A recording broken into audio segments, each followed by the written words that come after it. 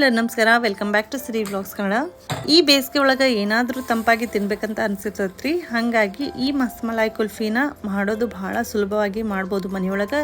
ನೀವು ಕೂಡ ಟ್ರೈ ಮಾಡಿರಿ ಅಂತ ಹೇಳ್ತೀನಿ. ಇಷ್ಟು ಸಾಫ್ಟ್ ಕ್ರೀಮಿಯಾಗಿ ಬರ್ತೈತೆ ಅಂದ್ರೆ ನಿಜ ಮಾರ್ಕೆಟ್ ಒಳಗೆ ಹೋಗಿ ತಿಂತೀರಲ್ಲ ಅದಕ್ಕಿಂತ ಚಲೋನ ಇರ್ತೈತೆ ಅಂತ ಹೇಳ್ತೀನಿ.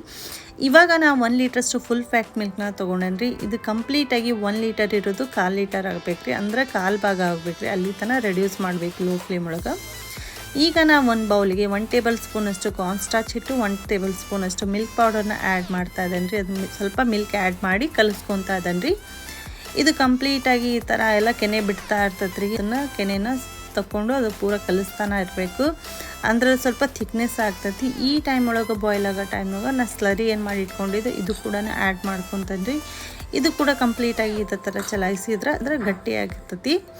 ಅಲ್ಲಿ ತನಕ ಇದೇ ಥರ ಲೋ ಫ್ಲೇಮ್ ಒಳಗೆ ಚಲಾಯಿಸ್ಬೇಕು ರೀ. ಇಲ್ಲ ಅಂದ್ರೆ ಹಾಕಿಬಿಟ್ಬಿಟ್ರೆ ತಳ ಹಿಡಿತೈತೆ ರೀ. ಹಾಗಾಗಿ ಲೋ ಫ್ಲೇಮ್ ಒಳಗೆ ಇಟ್ಕೊಂಡು ಮಾಡ್ಕೊರಿ. ಸ್ವಲ್ಪ ಪಾತ್ರೆನ ದಪ್ಪ ತಳ ಇರೋದು ತಗೋರಿ ಅಂತಲೇ ಹೇಳ್ತೀನಿ. ಒಂದು 5 ಟೇಬಲ್ ಸ್ಪೂನಷ್ಟು ನಾನು ಶುಗರ್ನ ಆ್ಯಡ್ ಮಾಡ್ಕೊತಾ ಇದ್ದೀನಿ.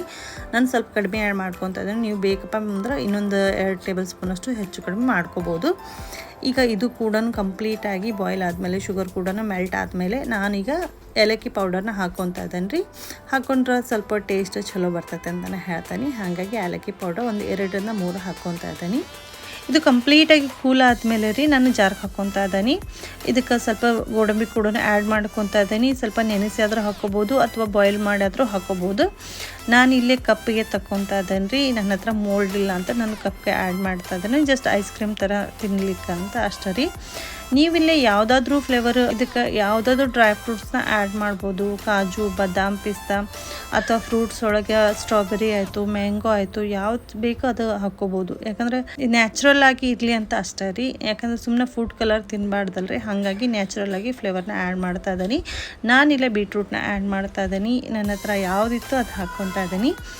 ಇಲ್ಲಿ ಕೊಕೋ ಪೌಡರ್ ಕೂಡ ಆ್ಯಡ್ ಮಾಡಿ ಚಾಕ್ಲೇಟ್ ಫ್ಲೇವರ್ನ ಮಾಡ್ತಾ ಇದ್ದೀನಿ. ಸ್ವಲ್ಪ ಮ್ಯಾಂಗೋ ಪಲ್ಪ್ ಇತ್ತಂತ ಮ್ಯಾಂಗೋ ಪಲ್ಪ್ನ ಆ್ಯಡ್ ಮಾಡ್ತಾ ಇದ್ದೀನಿ. ನ್ಯಾಚುರಲ್ ಕೂಡ ನೀವು ಇವಾಗ ಮ್ಯಾಂಗೋ ಸೀಸನಲ್ಲಿ ಹಾಕೋಬೋದು. ಅದು ಕೂಡ ಭಾಳ ಚಲೋ ಆಗಿ ಬರ್ತೈತೆ ಅಂತಲೇ ಹೇಳ್ತೀನಿ. ಇದನ್ನು ಒಂದು 8 ತಾಸಾದ್ರೂ ನೀವು ಫ್ರಿಜ್ ಒಳಗೆ ಇಟ್ಟರೆ ನೆಕ್ಸ್ಟ್ ಇದನ್ನ ತಿನ್ಬೋದು ರೀ. ನಿಜ ರೀ, ಇಷ್ಟು ಸಾಫ್ಟ್, ಇಷ್ಟು ಟೇಸ್ಟಿಯಾಗಿ, ಇಷ್ಟು ವೆರೈಟಿನ, ಇಷ್ಟು ಡಿಫ್ರೆಂಟ್ ಫ್ಲೇವರ್ನ ನೀವು ಕೂಡ ಮನೆಯೊಳಗೆ ಟ್ರೈ ಮಾಡಿ ನೋಡ್ರಿ ಅಂತ ಹೇಳ್ತೀನಿ. ಈ ರೆಸಿಪಿ ನಿಮ್ಗೆ ಏನಾದರೂ ಇಷ್ಟ ಆಗೈತೆ ಅಂದ್ರೆ ಪ್ಲೀಸ್ ಒಂದು ಲೈಕ್ ಮಾಡಿ, ಶೇರ್ ಮಾಡಿ, ಕಮೆಂಟ್ ಮಾಡಿ, ಸಬ್ಸ್ಕ್ರೈಬ್ ಮಾಡ್ಕೊಂಡು ನೋಡ್ರಿ ಅಂತ ಹೇಳ್ತಾನೆ ರೀ. ಮತ್ತೆ ಸಿಗ್ತಾನೆ ರೀ ಇದಕ್ಕಿಂತ ಚಲೋ ವಿಡಿಯೋ ಜೊತೆ ಅಂತ ಹೇಳ್ತಾ. ಅಲ್ಲಿವರೆಗೂ ಟೇಕ್ ಕೇರ್, ಬಾಯ್.